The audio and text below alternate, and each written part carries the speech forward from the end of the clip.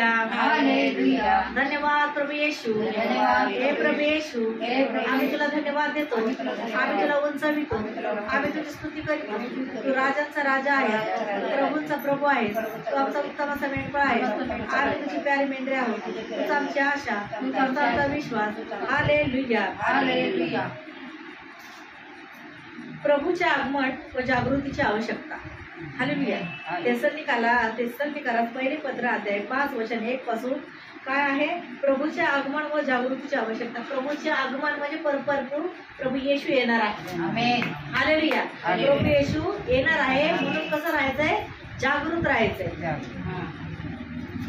कसं जागृत राहायचं? सदैव प्रार्थनेत, सदैव देवात, सदैव त्याचं काम करताना असं जागृत राहायचंय. नाही तर आपण घरी राहून देवाची नुसती प्रार्थना करून झोपून घेऊ, हे चालणार नाही. कारण प्रत्येक वेळ तुम्ही देवाला, आता मला सांगितलं मग अशी, आम्ही घरातले कामं करायचे, आम्हाला कामं नाहीत का, हे नाही का, असं देव ऐकणार नाही. हालेलुया. परमेश्वर काय करणार? तुमचं ते ऐकणार नाही आणि त्याला तुम्हाला सांगायला ते दिसलं तर पाहिजे समोर. आत्ताची वेळ आहे हे. आता तुम्ही एक लोक सांगू शकता पास्टरला, अहो मला कामं आहेत ना, आमचे पाहुणे येणार आहेत ना, आमचे हे करायचं आहे ना, ते करायचं आहे ना, लक्ष द्या, ते नंतर चाळा. ते वाचून पण काय डोक्यात बसत नाही तुमच्या लोकांच्या. मी सांगते ते लक्ष द्या इकडे. तर परमेश्वराचं वचन सांगता, परमेश्वर काय बोलतो? जागृतीची आवश्यकता आहे. बायबल सांगते. पौल तेसलोनिकाला पहिले पत्र म्हणजे पौल सांगतो, बंधूंनो, काळ व समय याविषयी तुम्हाला काही लिहिण्याची गरज नाही. हालेलुया. कारण तुम्हाला स्वतःला पक्के माहित आहे की जसा रात्री चोर येतो तसाच प्रभूचा दिवस येतो. हालेलुया. आता आम्ही म्हणताय, पण त्या दिवशी घाबरा की आम्हाला कुठं जाणार त्या दिवशी. देवाचा दिवस आता पटकन जवळ येणार आहे. हालेलुया. आपण आमेन म्हणतो सगळ्या गोष्टीला, पण आमेन म्हणायच्या आधी आपण परफेक्ट आहेत का देवाकडे जाण्यासाठी? पण देव म्हणतोय त्या पृथ्वीवर आहे तोपर्यंत संधी साधून घ्या. नंतर पश्चाताप करायची गरज वेळ नंतर नाही करू शकत. पश्चाताप आताच पश्चाताप करणं आहे. खरा पश्चाताप करणं, खरं झालं, शरण झालं. बघा हे तुम्हाला करोडो वेळ भाषण झाले असेल बोलून तुम्हाला वचन. आता ऐकता थोड्या वेळाने जे आहे तुमचं तेच रडगाणं चालू असतं. मला माझ्यासाठी बोलत नाही, माझं काय जाणार नाही. तुम्ही या, नका येऊ. तुम्हाला तर वाटलं हाऊच्या नाही बंद आहे शुक्रवारचं तर बरंच झालं, टेन्शनच नाही. सगळे निमित्तच भेटलेले असतात. पण हे तुम्ही देवाला मला निमित्त सांगणार हो, देवाला काय सांगणार तुम्ही? देव म्हणतो जो मला शरण येतो तो मागे वळून बघत नाही. एकदा नांगराला हात घातला म्हणजे येशू ख्रिस्ताच्या प्रार्थनेने मला हात घातला तर तू मागे वळून बघू नकोस. कोण काय करतंय कोण काय नाही. ज्याला देवाने निवडलंय तर त्यांनी त्या व्यक्तीने ना मागे वळून बघायचं नाही. कोणी तुम्हाला नाव ठेवू काही करू, तुमचं दुःखाचे दिवस असतात तेव्हा तुम्हाला कोणी विचारायला येत नाही. तुम्ही आजारी आहात, खाताय पिताय का उपाशी आहे का मरताय, कोणी विचारायला येणार नाही. पण जेव्हा तुमचं चांगलं होतं तेव्हा तुम्हाला सगळे गाव नाव ठेवायला येतात आणि चांगलं झाल्यावरच सगळे येतात तुमच्याकडे. पाहुणे येणार, सगळे येणार. मग तुम्ही लगेच प्रार्थनेला जायचं बुडवणार. बाई किती दिवसांनी आले आपल्याकडे, ते पण तुम्हाला लाडू पेढे घेऊन येणार खायला, कारण तुमच्याकडे आहे ना, मला ते तुमच्याकडे घेऊन येणार.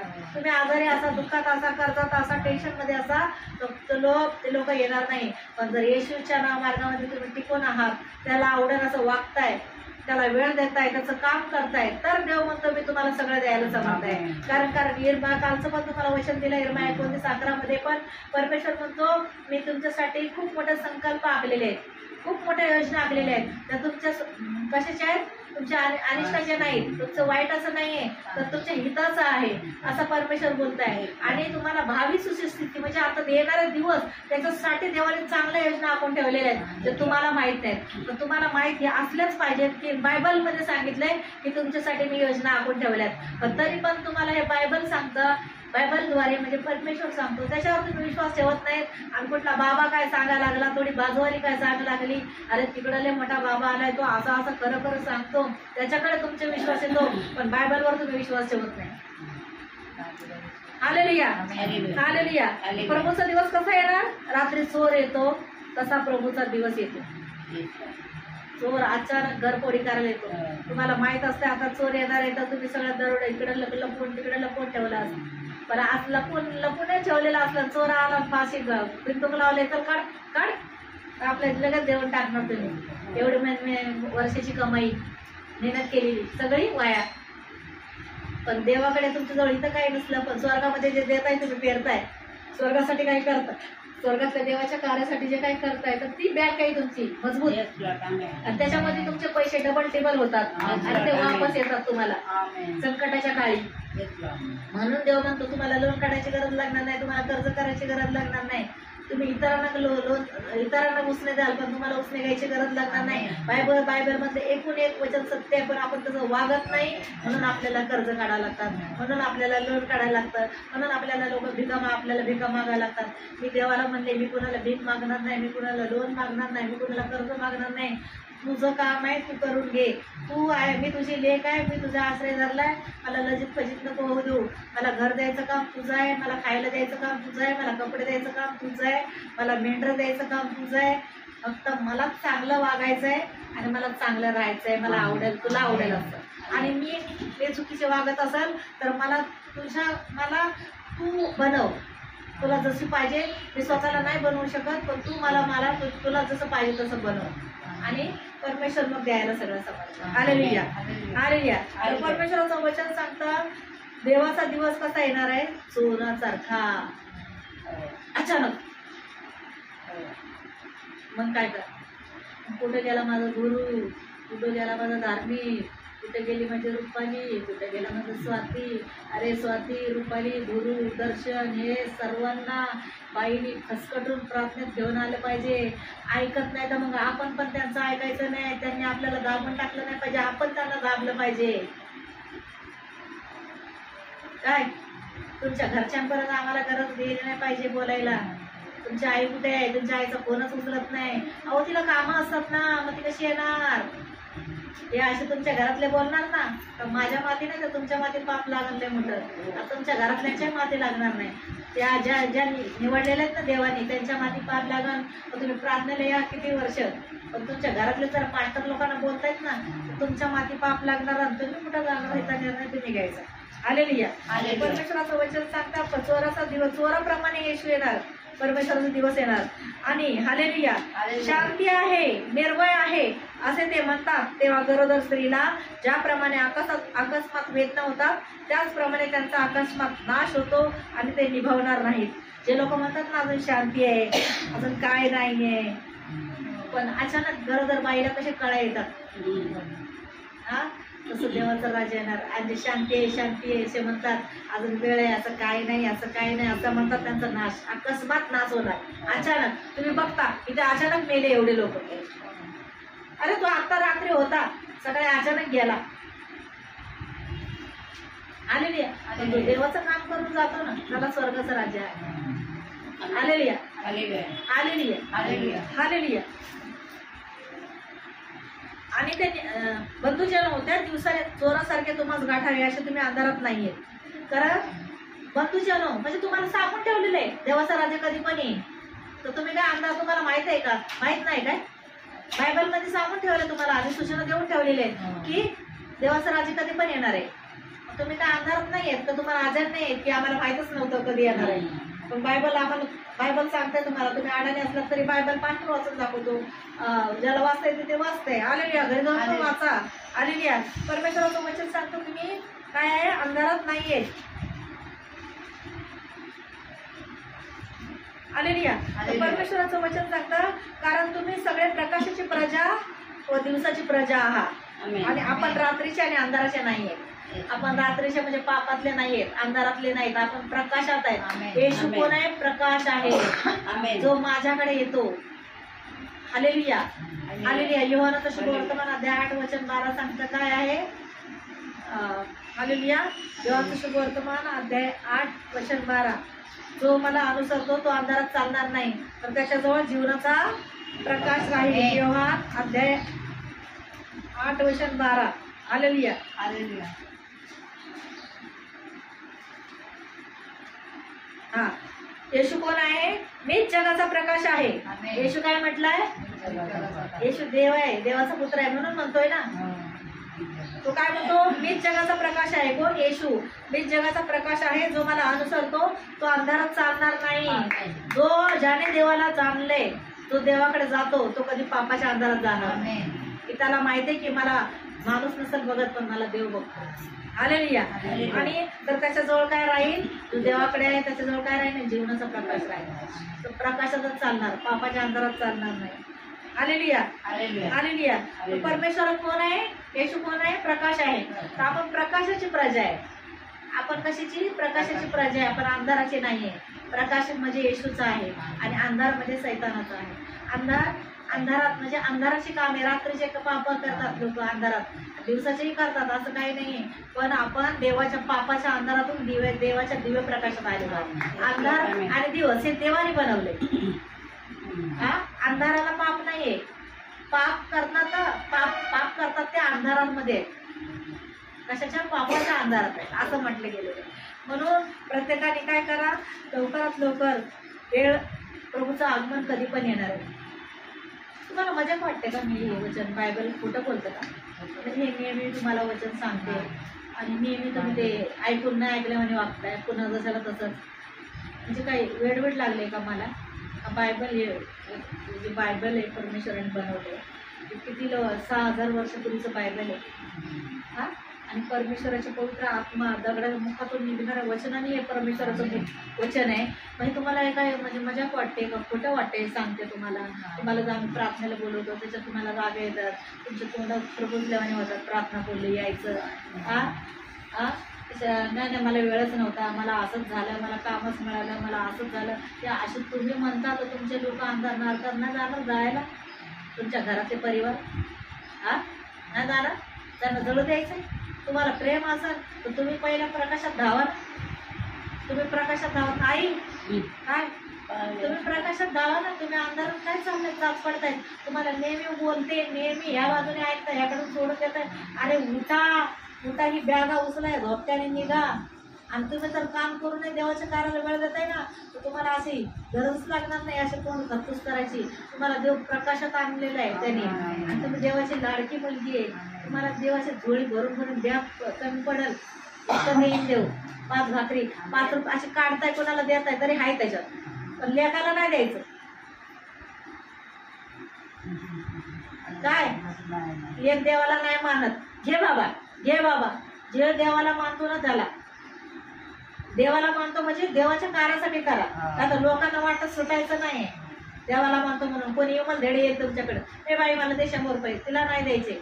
आपल्या कलेशासाठी जे करायचं तुम्ही करा ना. कलेशासाठी किती खर्च आहेत ते करा, कलेशाचं भाडं भरायला शिका, सगळं करा. आज तुम्ही धनवान बापाच्या मुली आहेत, गरीब नाही आहेत. कंगाल समजू नका स्वतःला. समजलं? कंगाल कोण समजतं? जे खरंच येशूला प्रेम नाही करत. ज्या लोकांना याच्यावर प्रेम होतं ना, त्यांना सांगावं लागत नाही प्रार्थनेला या, टायमिंग बघा, वेळेत बघा. पास्टर लोक फोन करून विचारत नसतात. ह्याच एक पास्टर आहे कलेशाचा, मी तुम्हाला घडी विचारतो, कुठं आले, निघाले का? अहो आम्ही निघाले का नाही म्हटलं पाहिजे. तुम्ही म्हणायला पाहिजे आम्ही आलो पास्टर, आम्ही आलो, आता लगेच आलो. 1 तास पास्टरने 2ला बोललं तर आपण 1लाच तयार. जरा थोडेसे आपले काम, भांडे घासायचे बाजूला ठेवा ना, भांडे नंतर घासता येतात घरी गेल्यावर. ओढ तुमची, जिथं तुमचं धन आहे, तुमची प्रार्थना धन आहे, तिथं तुमचं मन लागलं पाहिजे. तुमचं प्रार्थनेच्या घरी आलात, कलेशात आलात, पटकन निघलं पाहिजे. पास्टर आधी येणार, शिष्य उशिरा येणार. पास्टर तिथंच आहे, शिष्य निघून गेले. असं नव्हतं. येशू सोबत शिष्य असायचे. येशू जिथं तिथं शिष्य, त्याचा परिवार सोबत. असे तुम्ही लोक बनले पाहिजेत. देवाचा वेळ जवळ आलेला आहे, तर वेळ सावरा स्वतःला.